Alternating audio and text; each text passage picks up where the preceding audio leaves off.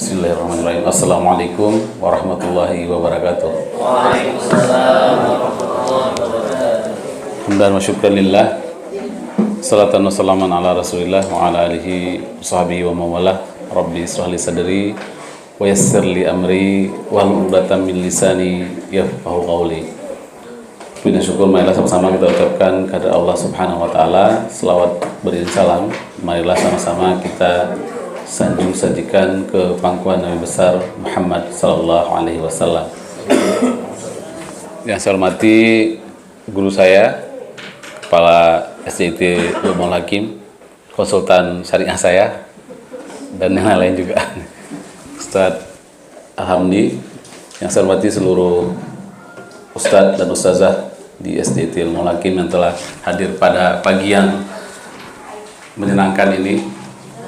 Meskipun hujan, kali ini mendung berarti hujan. Mendung apa itu hujan? Ini hujan beneran, mendung, hujan beneran. Oke. Saya mungkin nggak akan terlalu serius-serius amat karena memang saya agak susah untuk serius orangnya. Pagi ini saya diminta untuk mengisi materi di ini acara apa? Raker saya, raker para guru ustazah di SDIT Ulumul Hakim.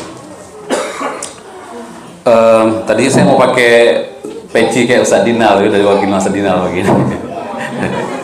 Kami sama nih ustazah, cuman beliau makomnya lebih tinggi dari saya. Kalau saya kan double agent di Ulumul Hakim dan di Darfaqih. Beliau Ulumul Hakim, Darfaqih, udah Nur, mana lagi? Jadi ternyata itu membuat saya semakin percaya bahwa dalam dakwah tidak ada kelompok-kelompok. Jadi silakan ustaz-ustazah gabung kemana aja silakan, tapi tujuan kita sama untuk dakwah, nggak apa-apa. Jadi saya suka nih dengan inklusivitas kita dalam dakwah. Baik, selamat datang Ustaz Amrul, ini guru saya juga. Oke, pagi ini saya tertarik tadi ketika Ustadz Hamdi menyitir sebuah perkataan Ali bin Abi Thalib radhiyallahu an, bahwa orang kafir itu kompak dalam kejahatan, kita malah berpecah belah dalam kebaikan. Ini isu yang besar yang kebetulan pagi ini emang saya pengen ngomongin tentang hal tersebut. Saya nggak tahu perpecahan apa, dan saya bukan memotret fakta karena saya nggak tahu, tapi ada beberapa kasus yang saya wawancara orang tua wali yang mungkin saya paparkan, nanti sama-sama kita lihat di mana kita bisa perbaiki gitu. Tapi sebelumnya saya pengen cerita tentang sebuah kisah yang ditulis oleh Syekh Raji Kinnas dalam kitab At-Tarikh Al-Khulafa tentang seorang sultan di Baghdad. Jadi suatu ketika tulis Syekh Raji Kinnas ini, ada seorang pengembara Badui. Orang Badui ini terkenal belak-belakan ya, ya mungkin Ustaz Didi udah pernah cerita juga. Jangankan sama orang biasa, sama Rasulullah aja mereka belak-belakan gitu, apalagi sama orang biasa, apalagi bukan Rasulullah maksudnya.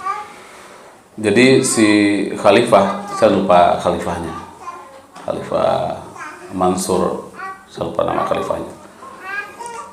Khalifah ini tinggal di Baghdad karena di Baghdad ini baru saja terjadi perseteruan antar khilafah, jadi Daulah Abbasiyah dengan daulah sebelumnya itu perang ribut. Akhirnya para khalifah ini merasa insecure, merasa nggak aman, merasa kecemasan berlebihan.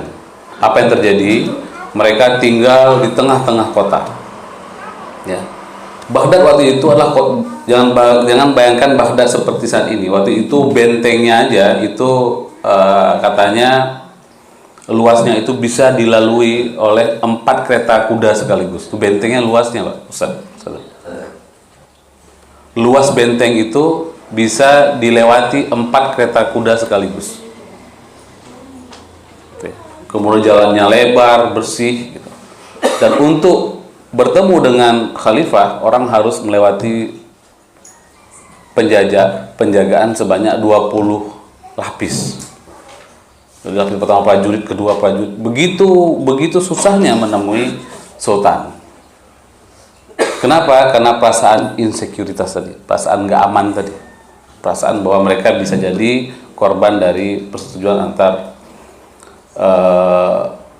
daulah yang terjadi pada saat itu. Jadi kemudian tapi beliau mendengar tentang seorang pengembara ini, lantas beliau panggil pengembara ini. Lantas beliau tanya, kamu udah pernah kemana aja? Saya udah pernah kemana saja, kata Badui ini.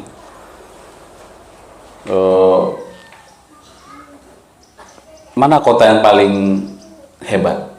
Gitu. Mana peradaban yang paling canggih menurut kamu? Dia berharap bahwa Badui ini mengatakan bahwa Baghdadlah kota yang paling hebat, karena Baghdad memang kota metropolitan waktu itu. Tapi enggak, dia bilang Baghdad itu megah, Sultan, tapi Baghdad itu angker. Serem Baghdad itu, karena susahnya orang mendapatkan akses untuk menemui Sultan. Saya baru pulang dari Cina. Di Cina ada seorang kaisar. Kaisar ini tiap hari dia terima orang memberi pengaduan. Siapapun boleh kasih pengaduan. Siapapun boleh menceritakan masalah-masalah yang mereka menghadapi. Tapi orang yang menghadap itu harus pakai seragam tertentu supaya orang-orang tahu bahwa mereka mengadukan masalahnya. Tapi satu ketika kaisar ini beranjak tua. Ketika beranjak tua, maka dia mulai kehilangan pendengarannya. Udah mulai tuli. Gitu. Jadi dia nggak bisa dengar lagi, nggak bisa menghadapi rakyat satu persatu lagi. Gitu. Apa yang terjadi? Yang terjadi menarik. Yang terjadi kemudian apa? Kemudian dia melakukan psikotes. Bapak-bapak, ibu-ibu, ustadz-ustadzah sekalian, psikotes pertama itu bukan dibuat oleh orang Barat. Psikotes pertama itu dibuat oleh orang Cina. Gitu. Maka jangan heran kalau Cina hari ini peradabannya hampir menyaingi Eropa. Jangan heran. Kenapa? Karena peradaban mereka adalah salah satu peradaban tertua di muka bumi ini. Pengobatan mereka, kebijakan mereka. Kita boleh cemburu lihat mereka, kita boleh nggak suka sama mereka, terserah. Tapi kita harus objektif seperti kata Hamdi. Bahwa mereka, peradaban mereka adalah peradaban yang sangat tua. Peradaban mereka memang peradaban yang unggul secara duniawi. Jadi kaisar ini kemudian melakukan psikotes, dia kemudian menseleksi orang-orang terbaik untuk duduk di pemerintahannya. Dari kepala, dari geciknya gitu lah kalau kita bilang ya, dari camatnya sampai seterusnya, sampai posisi dia sendiri pun kemudian diwakilkan kepada seorang anak muda yang sangat cerdas, hasil dari psikotes jutaan orang di China waktu itu. Ketika dia udah yakin roda pemerintahannya berjalan dengan baik, apa yang dia lakukan? Yang dia lakukan kemudian, dia datang mengunjungi desa-desa yang ada di wilayahnya. Belusukan. Saya bertanya, kira-kira dia Jokowi bukan ya? Tapi kayaknya bukan Jokowi. Karena memang lahirnya jauh sebelum Masehi kisah ini. Enggak sebelum Masehi, kira-kira ya abad-abad 9 atau 10 lah. Jadi ternyata dia belusukan, dia mendengarkan langsung apa keluhan dari masyarakatnya, dia dekat dengan rakyatnya. Apa yang terjadi? Kemudian dia melakukan reformasi pendidikan, dia lakukan reformasi pertanian, hasil dari belusukannya ini, ketemu dengan masyarakatnya ini. Kata si Badui, itu dilakukan oleh seorang kaisar dari Cina. Anda Sultan, dia bilang, Anda harusnya lebih baik daripada Cina itu, daripada kaisar itu. Karena dia melakukan ini hanya untuk dunia aja. Dia melakukan kehebatan itu. Dia melakukan kecanggihan itu.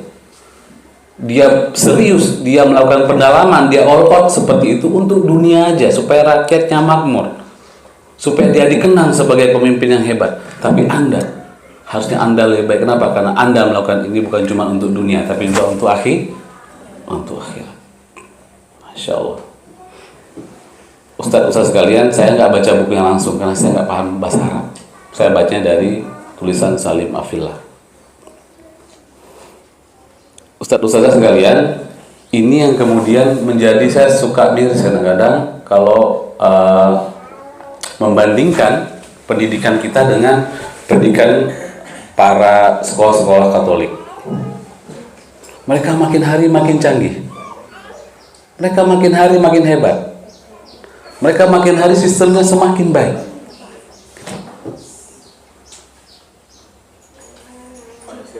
Ya. Silakan Ustaz.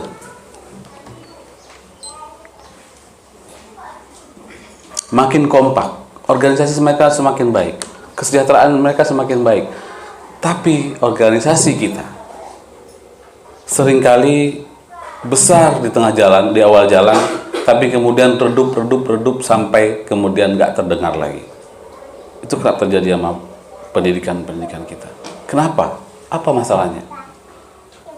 Jangan-jangan masalahnya adalah seperti yang disampaikan oleh Ali bin Abi Thalib, yang disampaikan oleh Ustaz Hamdi tadi. Jangan-jangan masalahnya orang itu kompak dalam agamanya, yang bagi kita adalah batil. Tapi kita sepertinya perlu untuk lebih baik lagi dalam kekompakan dan organisasi kita. Kita perlu lebih baik lagi untuk membangun sistem. Kita perlu lebih baik lagi dalam membangun target-target yang ingin kita capai. Oke, kita boleh tarik nafas sebentar. Karena setelah ngomong saya pun merasa ini agak serius gitu. Padahal tadinya maunya nggak serius gitu, dia kok jadi serius. Tapi bayangkan kalau balik lagi, kalau kita ikut kata-kata si Badui, bayangkan ini kata-kata Badui. Dia bilang bahwa Sultan, antum harusnya lebih bagus daripada Chinese tersebut. Karena antum melakukan ini untuk akhirat, bukan cuma untuk dunia. Apa yang terjadi kemudian Sultan Mansur ini kemudian memanggil banyak ahli fikir, memanggil banyak ahli-ahli ilmu dari berbagai pengetahuan, dan beliau kemudian rajin mengikuti kajian-kajian sehingga berdampak pada perbaikan di masa pemerintahan beliau. Ya, Ustaz sekalian, saya mengajak pada diri saya sendiri dan mengajak pada semua untuk kira-kira mengambil ibrah dari cerita ini, gitu. Luqmanul Hakim ini adalah sekolah yang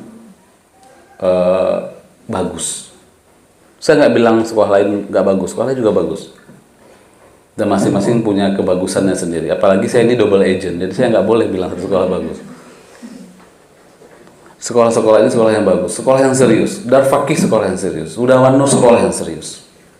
Dan saya bahagia sekali sananya semua sekolah ini serius memperjuangkan dakwah. Visinya adalah visi akhirat, bukan cuma visi dunia. Atau dunia dan akhirat. Saya kemudian mengkonfrontasi kisah ini dengan kasus beberapa orang tua yang saya wawancarai. Ya. Ada seorang orang tua yang wawancarai anaknya, dan anaknya ini dimasukkan ke sekolah yang lain gitu, sekolah lain, nggak ke Madrasah Ulumul Hakim. Saya nggak nanya juga karena saya nggak mau downgrade sekolah lain gitu, karena sekolah lain juga sekolah yang bagus. Cuman saya ingat pada mimpi kita dulu, mimpi kami, saya, Ustaz Hamdi, Ustaz Amru, untuk kita pengen bangun sekolah Madrasah Ulumul Hakim sebagai kelanjutan dari pendidikan yang kita bangun di SD itu saja, linear dari pendidikannya, tahunnya sampai ke madrasah linear. Sehingga apa? Sehingga nanti kita kembali kepada visi-visi kita bisa mencetak generasi emas. Tapi tampaknya generasi kita banyak yang hilang di tengah jalan. Kita harus evaluasi. Mungkin agak kritis saya evaluasinya hari ini, karena tugas saya tadi Ustaz Hamdi bilang kan sekolah pendidikan kan Ustaz ya. Jadi agak kritis boleh ya Ustaz?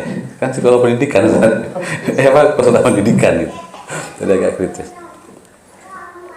Hilang di tengah jalan. Bukannya salah ke sekolah lain, bukan, tapi visinya kan jadi berbeda. Yang nilai-nilai yang kita tanamkan dari SD itu kemudian ketika ke sekolah lain akan masuk gaya atau arah yang berbeda, beda orientasinya, beda gayanya. Padahal kita pengen gayanya sama. Lantas saya cuma dengar, karena saya nggak pengen nanya banyak-banyak, karena saya benar-benar nggak pengen downgrade sekolah lain, saya nggak pengen nanya kenapa nggak masuk Madrasah Ulumul Hakim, saya nggak pengen nanya kayak gitu secara langsung. Saya dengerin, ternyata pelan-pelan, lantas si bapak mulai cerita, ustazah sekalian.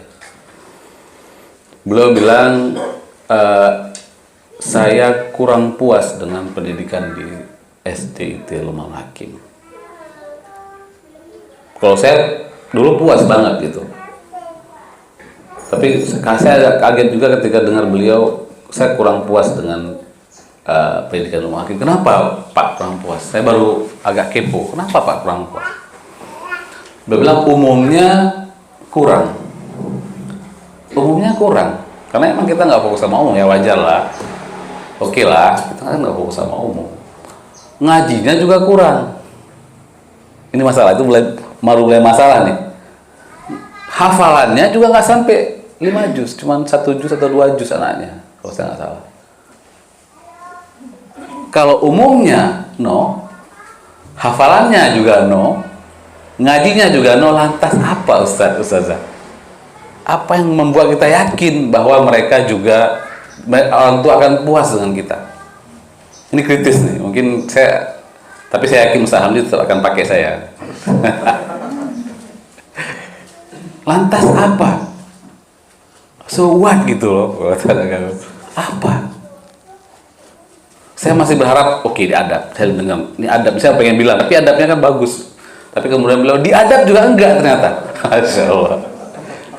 Saya sering melihat Pak Yasir, ini mungkin saya gak ketempel-tempelin nih. Saya sering melihat anak-anak berantem di kelas, anak-anak berantem di halaman, gurunya cuma lewat aja, ustazahnya cuma lewat aja. Gak ada usaha mereka untuk menegurnya, memberi hukuman, memberi sanksi. Mereka cuma lewat aja.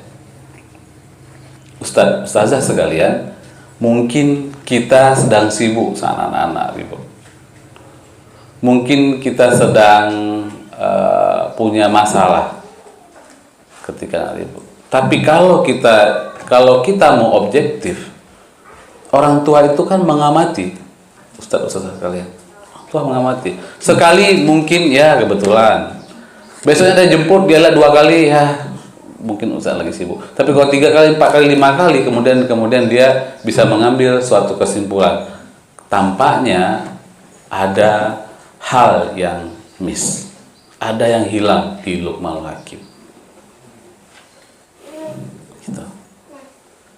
Saya mengembalikan lagi kepada cerita tadi.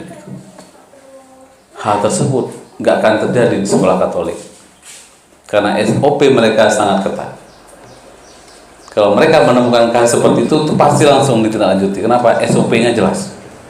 SOP-nya jelas. Kalau anak-anak ditemukan berantem, maka ABC jelas, yaitu dilakukan dengan. Dan kita nggak perlu niru sekolah Katolik, tapi sunnahnya standarnya seperti apa? Mungkin itu Ustadz dan Ustazah lah yang lebih paham dibandingkan saya. Nah, cerita tadi bukan cuman saya dengar dari seorang wali siswa. Ada lagi wali siswa yang lain ngadu kisah yang sama. Dan sama-sama. Akhirnya saya sempat cerita ini kepada Ustaz Hamdi, karena saya orangnya memang terbuka, orangnya. Saya nggak jarang nutupi apa yang saya pikirkan. Saya sampaikan ke beliau. Lantas beliau kemudian sepakat untuk kita mulai concern di mutu. Kita akan berikan angket segala macam. Kemudian kita lihat standar kepuasan orang tua tiap tahun. Oke, itu saya pikir itu langkah yang sangat maju dan saya sangat setuju dengan langkah tersebut. Jadi kita akan ke situ tapi nanti. Nah, Bapak-bapak, ustaz-ustazah sekalian, ada satu hal yang sangat perlu kita waspadai dari pendidikan terhadap anak. Ini saya mohon maaf karena mestinya ustaz-ustazah lebih paham daripada saya. Tapi dalam teori psikologi, setahu saya, dari 11 juta sel saraf sensorik di tubuh manusia, 11 juta ya, 10 jutanya itu ada di mata. Demikian kekuatan mata. Makanya mungkin mata itu jadi sangat berbahaya. Maka kita nggak boleh memandang lawan jenis terlalu lama. Kenapa? 10 juta itu pengaruhnya lebih besar daripada 1 juta. 1 juta kemudian baru dibagi rata kepada 4 indera yang lain. Tapi 10 juta itu ada di mata. Artinya apa? Artinya apapun yang kita bicarakan kepada anak, apapun yang kita sampaikan kepada anak, tapi kalau mereka tidak melihat hal tersebut muncul di perilaku kita, maka mereka cenderung akan mengambil kesimpulan dari apa yang mereka lihat. Kalau ustazahnya bilang nggak boleh main HP di rumah, nggak boleh, tapi sambil halakoh, mohon maaf, ada yang main game. Dan kejadian ustazah, ada yang ngadu sama saya tuh, ada yang kayak gitu. Ada yang main game, ada yang buka medsos sambil hafal anak, maka anak akan memegang yang apa yang mereka lihat. Maka kita perlu sangat berhati-hati terhadap hal-hal ini. Jadi kita perlu waspada dengan apa yang kita lakukan. Karena apa? Ternyata anak-anak itu observasi. Ternyata orang tua itu mengobservasi. Kemudian orang tua juga cerita sama saya, Ustaz sekalian. Ustaz dulu pas saya masuk pertama itu gurunya ramah-ramah, Ustaz. Maka suasana kekeluargaannya itu terbangun gitu. Tapi sekarang kadang-kadang ketemu kita pun ustazahnya negor aja enggak. Ini mungkin kasus-kasus, karena saya tahu nggak semua seperti itu. Tapi tampaknya kita kan ngomongin tentang adab nih. Kita kan ngajarin tentang adab nih. Adabnya kalau ketemu dengan tamu seperti apa? Adabnya kalau ketemu dengan orang tua wali seperti apa? Itu yang kita ajarkan kepada anak mereka. Gimana kita pengen membangun muslim-muslim yang hangat? Kita pengen membangun anak-anak yang hangat, anak-anak yang sociable, anak-anak yang jago dakwah, tapi kita dingin. Tapi kita dingin sama orang. Tapi kita nggak hangat, kita nggak terbuka sama orang. Ini masalah. Ini 3 keluhan yang saya dengar daripada beberapa orang tua, nggak satu orang tua, ada beberapa orang tua, ada 4 atau 3 orang tua yang sama kesimpulannya ngadu ke saya masalah ini. Dan saya lihat ini sebenarnya bukan cuma di Luqmanul Hakim. Kita nggak perlu berkecil hati, ustaz-ustaz sekalian. Ini bukan cuma perkara di Luqmanul Hakim. Sekolah lain lebih parah lagi, saya tahu. Sekolah lain ada yang minta hadiah ulang tahun dari muridnya. Serius ini ustaz. Dia ulang tahun, dia bilang sama muridnya, "Nak, besok ibu ulang tahun ya."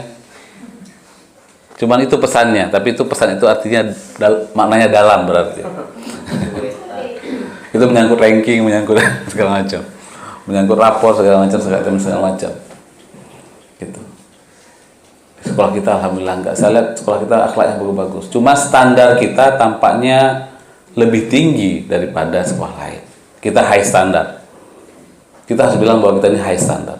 Standar kita tinggi. Kita dari awal tuh, saya memilih Luqmanul Hakim dulu karena Luqmanul Hakim itu berbeda dari sekolah-sekolah yang lain. Saya nyoba, ustaz-ustaz, saya nyoba sekolah lain. Saya termasuk smart customer ya, smart customer. Saya tuh termasuk konsumen yang berusaha untuk cerdas meskipun nggak cerdas-cerdas juga ternyata. Jadi apa, saya tuh ke SD 1 lah, ke SD 5 lah, ke sekolah lainnya juga, sekolah tahfiz lah, segala macam. Tapi kemudian yang saya temukan yang berbeda itu Luqmanul Hakim. Yang lain sekolahnya bagus, kita di musola. Enggak. Artinya yang punya visi itu Luqmanul Hakim. Meskipun waktu itu kita malah nggak ada ijazah, Ustaz ya, janjinya nggak ada ijazah. Tapi saya nggak apa-apa, nggak ada ijazah. Saya belum kenal Ustaz Hamdi waktu itu, tapi dia cerita istri saya kayaknya nih keren nih. Mereka berani gitu, nggak pakai ijazah. Udah sekolah tahfiz nggak pakai ijazah, tapi mereka berani, berarti ada satu yang unggul. Dan setelah saya alami ini, itu memang unggul bagi saya. Tapi kemudian dengan berlalunya waktu, tampaknya kadang kita lupa, Ustaz. Makanya diperlukan duduk seperti ini. Saya di sini tidak untuk menghujat, enggak, karena saya pun lebih buruk daripada itu. Karena kalau Ustaz kenal saya dekat, mungkin saya lebih buruk daripada apa yang saya ucapkan. Tapi saya ingin kita di sini kan untuk saling menasehati, saling ngobrol untuk mengembalikan kembali kepada visi kita apa? Apa tujuan dasar kita dulu di Luqmanul Hakim? Apa tujuan kita masuk ke Luqmanul Hakim? Apa tujuan kita ngajar di Luqmanul Hakim? Itu masalah. Itu hal yang besar. Bayangin seorang kaisar Cina yang entah apa agamanya, yang entah apa kitab sucinya, entah ada atau enggak kitab sucinya pun, yang pagi mungkin nyembah batu, sore nyembah kecoa mungkin. Tapi mereka punya visi yang sangat baik. Tapi mereka punya keseriusan implementasi yang sangat baik. Kita punya visi yang jelas. Kita punya kitab suci yang jelas. Kita punya pedoman yang jelas. Kenapa kita nggak lebih unggul daripada mereka? Ada apa? Kenapa kita yang harusnya lebih bersemangat tuh kita harusnya, Ustaz ya? Yang harusnya lebih bersemangat tuh kita. Kenapa? Guru itulah orang yang mentransformasi dari anak yang nggak dewasa etik menjadi anak dewasa etik. Kan itu tujuannya. Dari anak yang nggak tahu apa-apa, kitalah yang mengajarkan mereka Al-Fatihah. Kitalah yang mengajarkan mereka Bismillah. Yang amal jariahnya itu mengalir tuh sama kita. Bayangin kalau dari 1000 anak, satu anak ada satu orang aja jadi ulama besar. Lantas ulama ini punya murid 1000 ulama lain. 1000 ulama lain punya lagi murid, dan Al-Fatihahnya belajarnya dari kita nih pertama. Bayangkan betapa banyak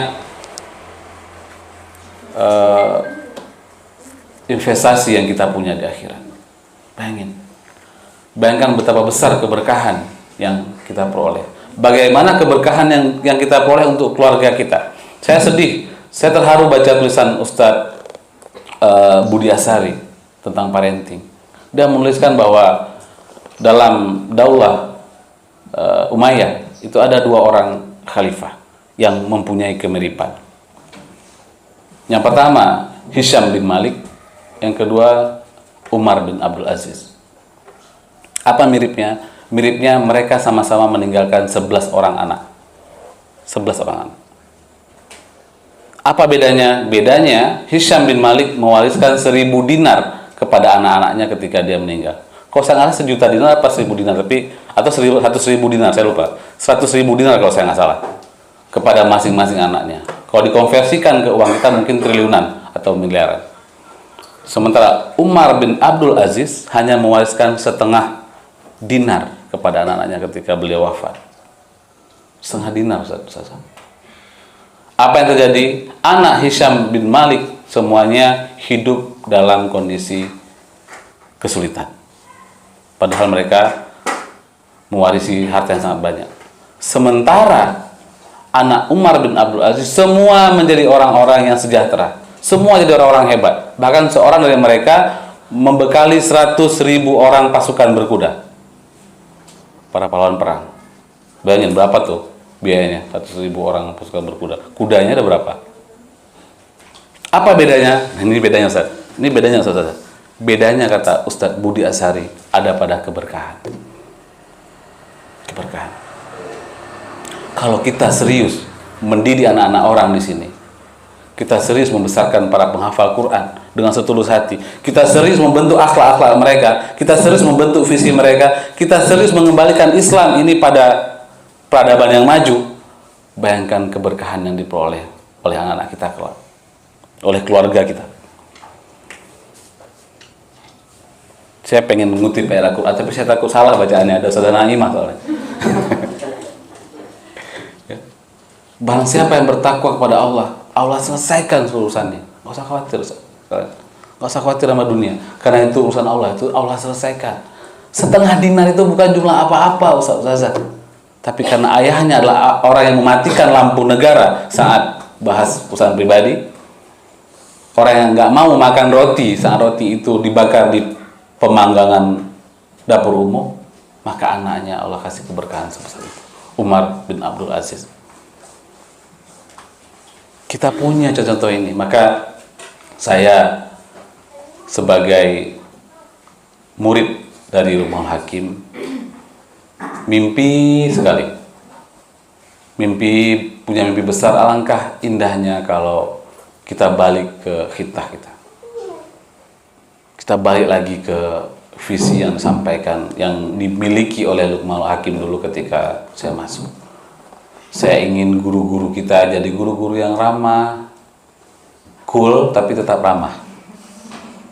Dingin boleh tapi dalam hal kegantengan gitu ya, kebersihan, cool. Tapi dalam hal hubungan we have to be warm. Kita harus hangat. Senyum, sapa, salam. Standar sunnah Rasulullah kalau ketemu orang gimana? Itu kita aplikasikan. Karena murid lebih percaya dengan apa yang mereka lihat ketimbang apa yang mereka dengar. Kalau kita sampaikan kepada murid, nah kamu harus salam, kamu sopan sama orang tua. Ketika kita ketemu orang-orang, kita nggak salam, anak-anak kita tuh nggak peduli sama orang yang mereka temui, maka itu masalah.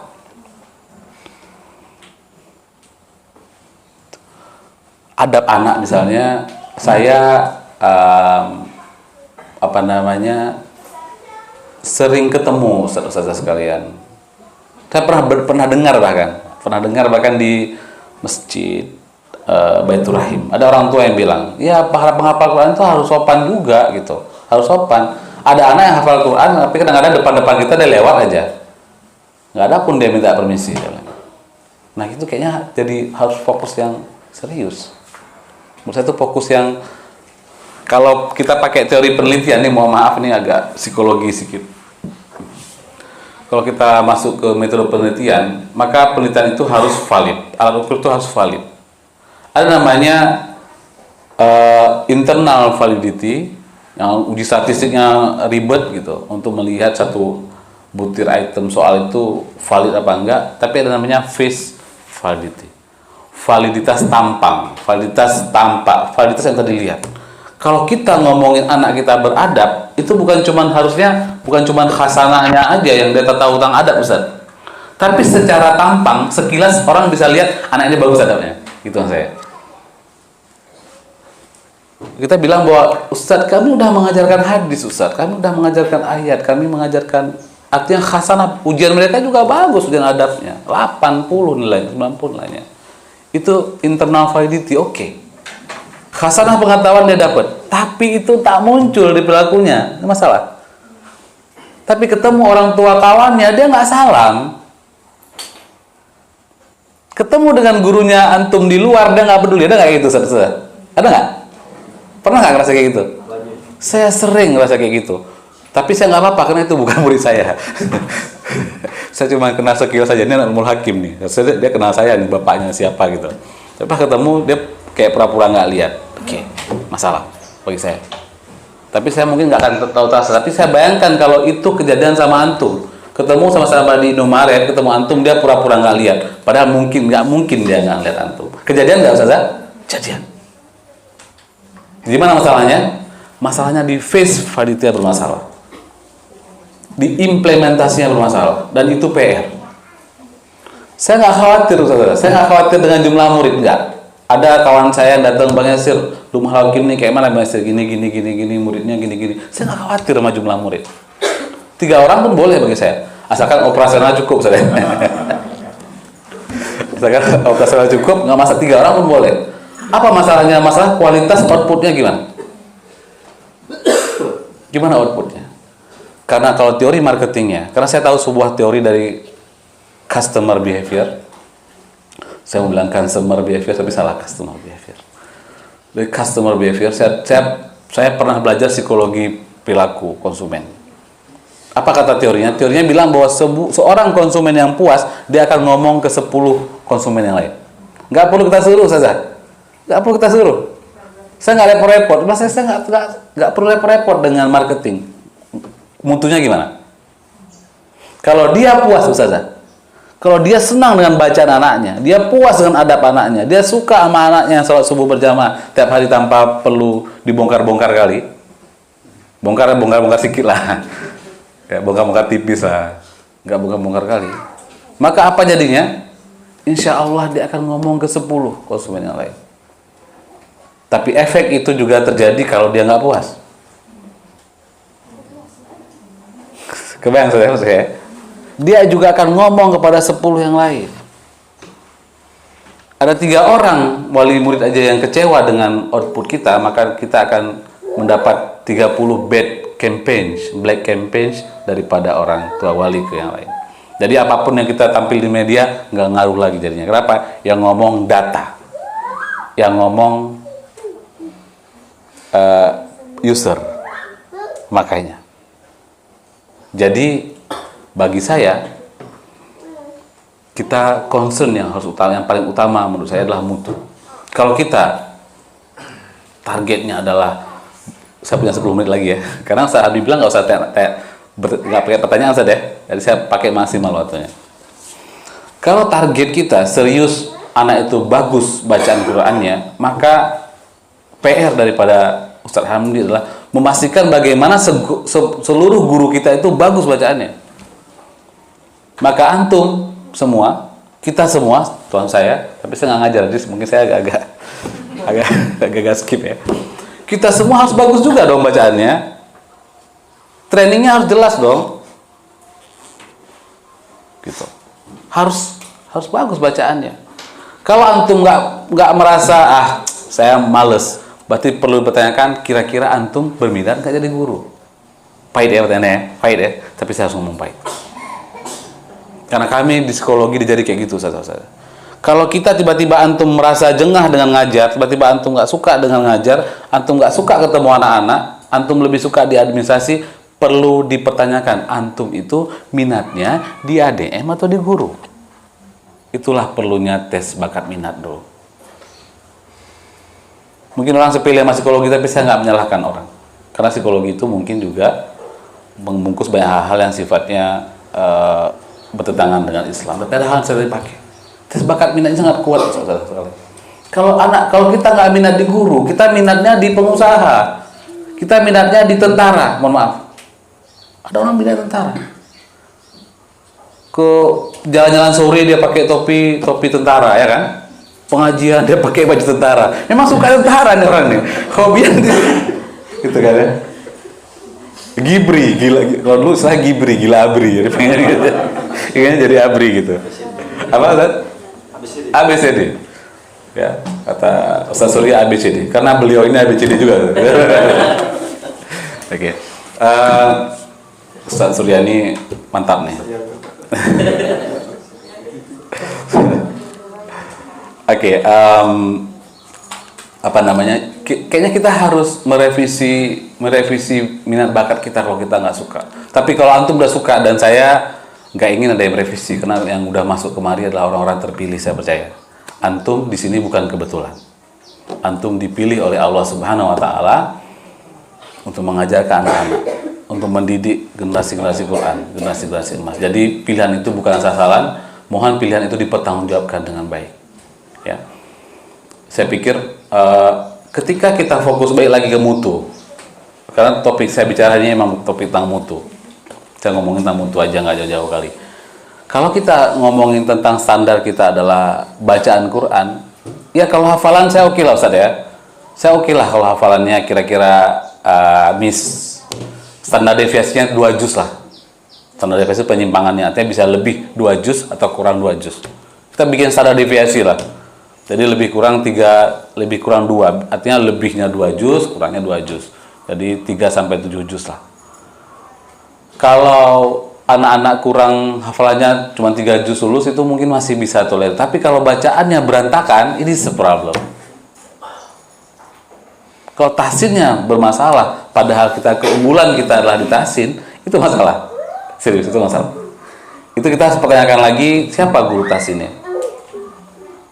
Kalau kira-kira ternyata anak guru tahsin ini anak Pak Yasir, misalnya saya gurunya nih, anak Pak Ustadz Yasir, anak Pak Yasir ini kayaknya bacaan berbahasa semua, berarti saya harus dipanggil nih gurunya. Berarti antum coba belajar dulu, antum jangan ngajar dulu lah, antum harus memperbaiki diri dulu. Dan jangan kecil hati kalau digituin sama Ustadz Hamdi, karena saya percaya beliau akan gituin nanti ke depannya nih Ustadz. Kenapa? Karena kita ngomongin mutu, karena kita ngomongin generasi, karena kita ngomongin tentang peradaban Islam, kita ngomongin tentang penakluk Romawi, kita ngomongin tentang penakluk Palestina. Kayak mana jadi penakluk Palestina kalau Al-Fatihah aja nggak becus? Cocok? Cocok? Cocok ya? Alhamdulillah. Cocok Ustaz ya? Cocok. Kalau Al-Fatihah aja nggak betul, macam mana menentukan Palestina? Gitu. Nanti kalau Ustazah Naimah nanti manggil ustazah-ustazahnya untuk dibetulin tahsinnya, jangan berkecil hati. Kenapa? Kita punya tujuan besar. Bertrand Russell ngomong bahwa, saya ngomong Bertrand Russell karena saya nggak tahu yang lain gitu. Kalau saya punya kutipan Islam, pasti saya ngomong Islam. Bukan karena dia lebih keren daripada orang Islam, bukan, karena saya nggak tahu yang lain. Bertrand Russell bilang, kalau kau menggantungkan mimpimu setinggi langit, maka kau tak akan meraup segenggam lumpur di comberan. Artinya kalau kita punya mimpi setinggi langit, kita pengen bangun peradaban Islam, kalau jatuh pun ya jatuh di bintang lah, jatuh di bulan lah, nggak mungkin jatuh ke selokan. Dari mimpi kita sebesar. Dan untuk mencapai mimpi-mimpi besar ini, kita butuh mutu yang jelas. Adab. Setidaknya adab ini, kita harus punya standar yang jelas. Setidaknya mereka kalau ketemu dengan orang tua wali yang lain, mereka negor, mereka salam. Mereka ketemu dengan muslim yang lain, mereka negor. Mereka lihat barang gurunya jatuh, mereka bantu. Itu sukses. Kalau mereka tak menguasai itu, kita belum sukses. Misalnya, jadi Al-Quran, adab, kemudian saya tertarik dengan kata-kata Ustaz Hamdi juga. Boleh cerita mas saya waktu itu, Bang Yasir, saya dengar informasi dari Darfaqih. Murid kita tuh baik-baik sana. Cuman pelajaran umumnya, matematiknya jelek. Itu masalah. Artinya bolehlah pelajaran umum yang lain, menari pendet itu kita nggak usah ngafal lah, ya kan? Tari apa tuh? Tari seruling, apa itu nggak penting lah. Terus pakai itu waste, itu sampah. Oke lah, ngapain orang belajar nari? Kalau pengen lihat itu bolehlah, lihat di Google aja 2 menit selesai masalah itu. Tapi kalau matematik masalah, IPA masalah, harus bisa. Kita harus menjadi umat yang cerdas dalam Al-Quran, tapi juga jadi orang yang cerdas dalam pengetahuan umum dasar. Jangan sampai kita jatuh dalam lembah kebelian. Kita hafal Quran gitu ya, tapi kita jatuh dalam lembah kebelian dalam hal lain. Itu masalah juga gitu. Jadi kalau pelajaran, jadi orang tua tuh puas, anaknya tuh oke, umumnya jelek, tapi umumnya juga ada beberapa umum yang penting loh. Kata Imam Syafi'i, setahu saya matematik dan ilmu kedokteran itu penting. Ilmu dunia itu nggak ada yang penting, tapi 2 itu penting. Yang lainnya saya sepakat sama Imam Syafi'i. Bahasa Inggris itu sebentar aja insya Allah. Bahasa biologi sebentar aja, dia baca Google selesai. Tapi kalau matematik, kedokteran, itu hal yang penting. Jadi semoga kita bisa menghasilkan generasi-generasi cerdas. Baik, ustaz-ustaz sekalian, kesimpulannya adalah harusnya kita jauh lebih baik daripada orang-orang kafir. Kenapa? Karena yang kita kejar bukan cuma dunia, yang kita kejar dunia dan akhirat. Insya Allah kalau kita serius, Allah kasih keberkahan dari langit, dari bumi. Allah jaga anak-anak kita. Seperti dalam Al-Quran ada seorang anak yatim yang Allah jaga ketika orang tua yang meninggal, dibangunkan rumahnya gitu ya. Ternyata di bawah rumahnya itu ada emas gitu. Allah jaga anak kita, jangan khawatir. Saya menemukan banyak orang-orang soleh yang orang tuanya soleh, meskipun mereka nggak berkekurangan, tapi anaknya jadi orang hebat semua. Meskipun hebatnya jangan diukur hanya dari kacamata uang. Gitu ya. Semoga Allah memberkahi kita semua, semoga mutu kita semakin baik, semoga Luqmanul Hakim ini menjadi sekolah yang berhasil mencapai mimpi-mimpinya, membangun generasi emas Islam di masa yang akan datang. Demikian yang bisa saya sampaikan. Waktu pun udah 8:30 ya. Jika ada kata-kata yang salah, jika ada masukan saya yang terlampau kritis, saya mohon maaf. Karena saya pun masih belajar. Yang baik dari Allah, yang salah datangnya dari saya sendiri. Saya akhiri dengan wabillahi taufik wal hidayah. Wassalamualaikum warahmatullahi wabarakatuh.